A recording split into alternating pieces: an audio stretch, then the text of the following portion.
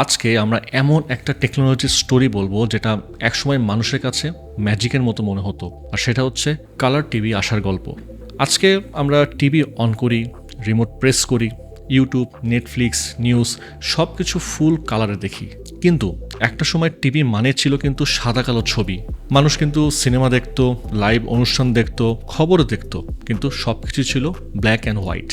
তারপর একদিন এমন একটা মুহূর্ত এলো যখন টিভি স্ক্রিনে প্রথমবার অফিসিয়াল লাইভ কালার ব্রডকাস্ট দেখানো হলো। ক্যামেরা অপারেটর বললেন যে এই ক্যামেরাগুলো আসলে কালার ক্যামেরা, কিন্তু এখন এগুলো black and white picture transmit করছে। এরপর তিনি একটা বাটন প্রেস করলেন আর স্ক্রিনে চলে এলো লাইভ কালার পিকচার। এই মুহূর্তটা ছিল টিভি হিস্টোরির বিশাল ব্রেক থ্রু। কিন্তু মজার বিষয় হচ্ছে যে কালার টিভি এর অনেক আগেই ইনভেন্ট হয়ে গিয়েছিল। তাহলে এখানে কোশ্চেনটা হচ্ছে যে কালার টিভি ইনভেন্ট হওয়ার পরেও মানুষের ঘরে পৌঁছাতে এত টাইম লেগে গেল কেন? টিভির বেসিক আইডিয়া ছিল খুবই সিম্পল। এক জায়গায় মুভিং ইমেজ ক্যাপচার করা হবে, সেই ইমেজ সিগন্যাল হিসেবে দূরে পাঠানো হবে, আর অন্য জায়গায় স্ক্রিনে আবার সেই ইমেজ দেখা যাবে। শুনতে ইজি মনে হলেও কিন্তু বাস্তবে কিন্তু এটা খুবই হার্ড ছিল। কারণ মুভিং ইমেজ মানে শুধু একটা ফটো না, প্রতি সেকেন্ডে অনেকগুলো ফ্রেম ক্যাপচার করতে হয়, সেগুলো ইলেকট্রিক্যাল সিগন্যাল বানিয়ে পাঠাতে হয়, তারপর রিসিভার সাইডে আবার ইমেজ রিক্রিয়েট করতে হয়। তো 1925 সালে স্কটিশ ইনভেন্টর জন লগি বেয়ার্ড প্রথম প্র্যাকটিক্যাল টেলিভিশন সিস্টেম দেখান। এটা ছিল মেকানিক্যাল টিভি একটা, আর সিস্টেমে একটা স্পিনিং ডিস্ক ছিল যার মাধ্যমে স্পাইরাল প্যাটার্নের ছোট ছোট হোল করা ছিল। ডিস্ক ঘুরলেই সেই হোল সামনে থাকা সাবজেক্টের image line by line scan করত। পুরো ইমেজ একসাথে ক্যাপচার না করে 30টা ভার্টিক্যাল লাইনের মতো ভাগ করে স্ক্যান করা হতো। এই লাইট গিয়ে পড়তো ফটো ইলেকট্রিক সেলের উপরে। আর ফটো ইলেকট্রিক সেল এমন একটা ডিভাইস যেটা আলো পেলে ইলেকট্রিসিটি তৈরি করে। আলো বেশি হলে সিগন্যাল বেশি, আর আলো কম হলে সিগন্যাল কম। তো এইভাবে ইমেজের ব্রাইটনেস ইনফরমেশন ইলেকট্রিক্যাল সিগন্যালে কনভার্ট হয়ে যেত আর কি। তারপর সেই সিগন্যাল রেডিও ওয়েভ বা টেলিফোন ক্যাবেল দিয়ে অন্য জায়গায় পাঠানো হতো। রিসিভার সাইডে প্রসেসটা উল্টোভাবে চলতো আর কি। সিগন্যাল একটা লাইট বাল্বের ব্রাইটনেস কন্ট্রোল করতো, আর সামনে আর একটা স্পিনিং ডিস্ক ঘুরতো, আর ডিস্ক ঘুরে স্ক্রিনের উপর লাইন বাই লাইন লাইট ফেলতো। আসলে স্ক্রিনে একটা মুভিং ডট ছিল, কিন্তু সেটা এত ফাস্ট মুভ করতো যে মানুষের চোখ সেটাকে কমপ্লিট ইমেজ হিসেবে দেখতো।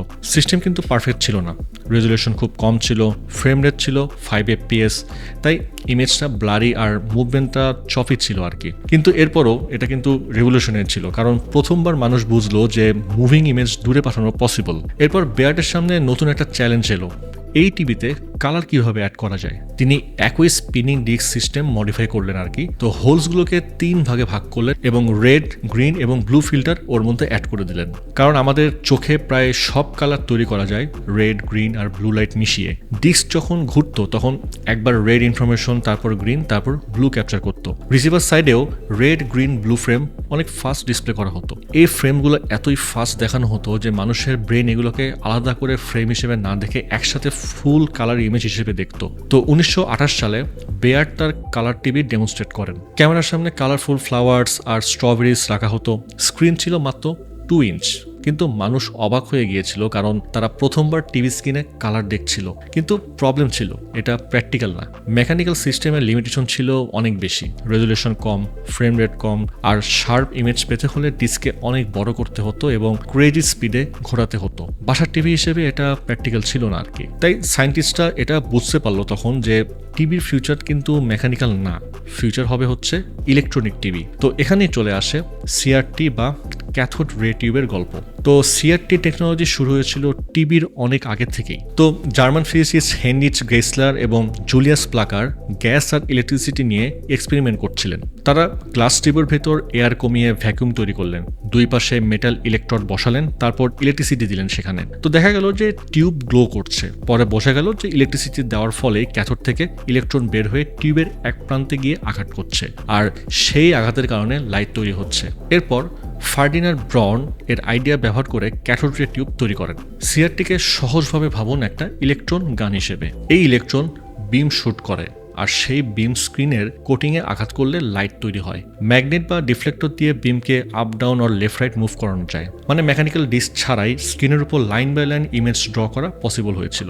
এটাই টিভির জন্য হিউজ ব্রেক থ্রু ছিল তখন। মেকানিক্যাল টিভিতে মুভিং পার্টস দরকার ছিল, কিন্তু সিআরটিতে ইলেকট্রন বিম দিয়েই ইমেজ তৈরি করা যায়। তো 1927 সালে জাপানিজ ইনভেন্টর তাকায়ানাগি সিআরটি ডিসপ্লে দিয়ে 100 লাইন রেজলিউশন দেখাতে ক্যাপেবল হন। এটা মেকানিক্যাল টিভির তুলনায় অনেক ডেভেলপ ছিল তখন, কিন্তু একটা প্রবলেম তখনও ছিল, সেটা হচ্ছে ডিসপ্লে ইলেকট্রনিক হলেও ক্যামেরা সাইডে ইমেজ ক্যাপচার করার জন্য মেকানিক্যাল সিস্টেম দরকার হচ্ছিল তখন।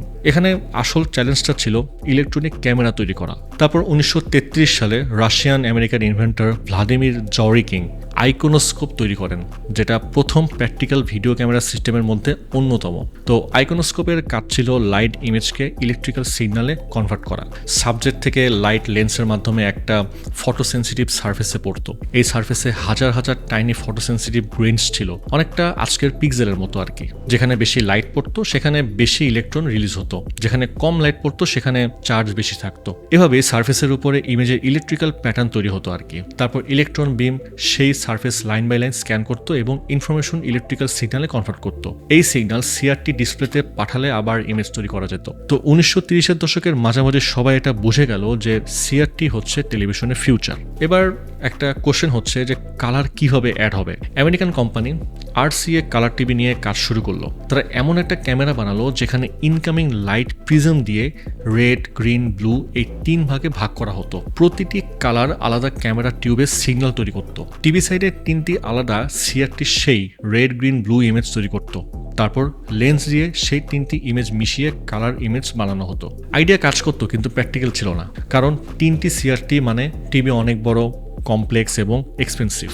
তার উপর আবার রেড, গ্রিন, ব্লু আলাদা করে ট্রান্সমিট করলে এক্সিস্টিং ব্ল্যাক অ্যান্ড হোয়াইট টিভির সাথে কম্পিটেবল থাকতো না। তো এটা ছিল একটা হিউজ প্রবলেম, কারণ তখন অনেক মানুষের ঘরে already black and white TV ছিল। সবাইকে যদি বলা হতো যে কালার টিভি দেখতে হলে পুরনো টিভি ফেলে নতুন এক্সপেন্সিভ টিভি কিনতে হবে, তাহলে মানুষ কিন্তু সহজে সেটা অ্যাকসেপ্ট করতো না তখন। তাই ইঞ্জিনিয়ার্সদের সবচেয়ে বড় চ্যালেঞ্জ ছিল একই ব্রডকাস্ট সিগন্যাল যেন পুরনো ব্ল্যাক অ্যান্ড হোয়াইট টিভিতে নর্মাল পিকচার দেখায়, আবার নতুন কালার টিভিতেও কালার পিকচার দেখায়। এরপর RCA single CRT colour TV system তৈরি করলো।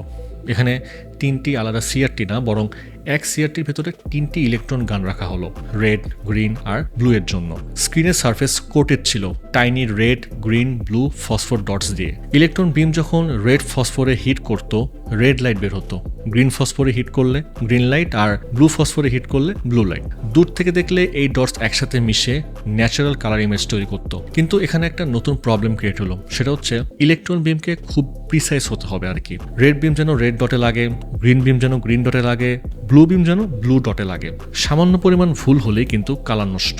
তো তখন ইঞ্জিনিয়ার্স একটা সিম্পল কিন্তু জিনিয়াস সলিউশন দিলেন, সেটা হচ্ছে শ্যাডো মাস্ক। স্কিনের দিক পেছনে একটা মেটাল প্লেট বসানো হলো, যেখানে হাজার হাজার টাইনি হোল ছিল। 3টি ইলেকট্রন গান একটু আলাদা পজিশনে থাকতো, তাই বিমগুলো শ্যাডো মাস্কের হোল দিয়ে আলাদা অ্যাঙ্গেলে পাস করত এবং শুধু নিজের কালার ফসফরে গিয়ে লাগতো। অর্থাৎ শ্যাডো মাস্ক নিশ্চিত করতো যে রেড বিম রেড ডটে, গ্রিন বিম গ্রিন ডটে আর ব্লু বিম ব্লু ডটে হিট করবে।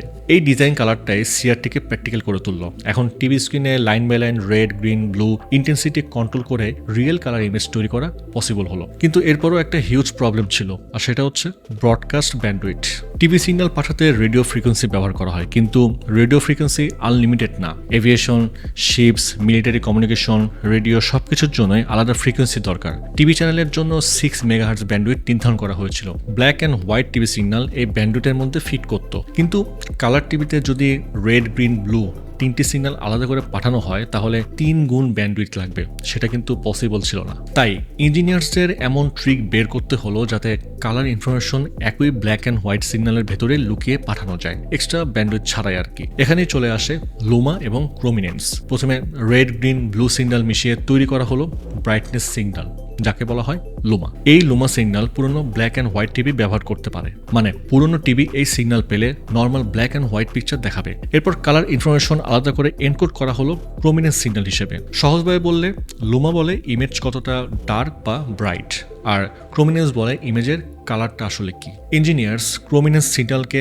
লুমা সিগন্যালের ভেতরে এমনভাবে বসালেন যাতে ব্ল্যাক অ্যান্ড হোয়াইট টিভি সেটা ইগনোর করে, কিন্তু কালার টিভি সেটা ডিকোড করতে পারে। কালার টিভি সেই হিডেন কালার ইনফরমেশন রিড করতো, ডিকোড করতো এবং রেড, গ্রিন, ব্লু সিগন্যাল বের করতো। প্রতিটি স্ক্যান লাইনের আগে কালার বাস নামে ছোট রেফারেন্স সিগন্যাল পাঠানো হতো। টিভি এই রেফারেন্স ধরে বুঝতো যে কোন কালার কতটা দেখাতে হবে। তারপর decoded red, green, blue signal 3টি ইলেকট্রন গানে যেত। ইলেকট্রন গান স্ক্রিনের ফসফর ডটসে হিট করত আর আমাদের চোখে দেখা যেত ফুল কালার পিকচার। এই সিস্টেমটা ছিল কিন্তু অসাধারণ, কারণ একই ব্রডকাস্ট সিগন্যাল পুরনো ব্ল্যাক অ্যান্ড হোয়াইট টিভিতেও কাজ করত, আবার কিন্তু নতুন কালার টিভিতেও কালার ইমেজ দেখাতো। কম্পেবিলিটি প্রবলেম সলভ হলো, ব্যান্ডউইথ প্রবলেম সলভ হলো, আর কালার টিভি ফাইনালি প্র্যাকটিক্যাল হয়ে গেল। তবে টেকনোলজি রেডি হলো, মানুষ রাতারাতি কালার টিভি কিন্তু কেনেনি, কারণ শুরুতে কালার টিভি ছিল অনেক এক্সপেন্সিভ।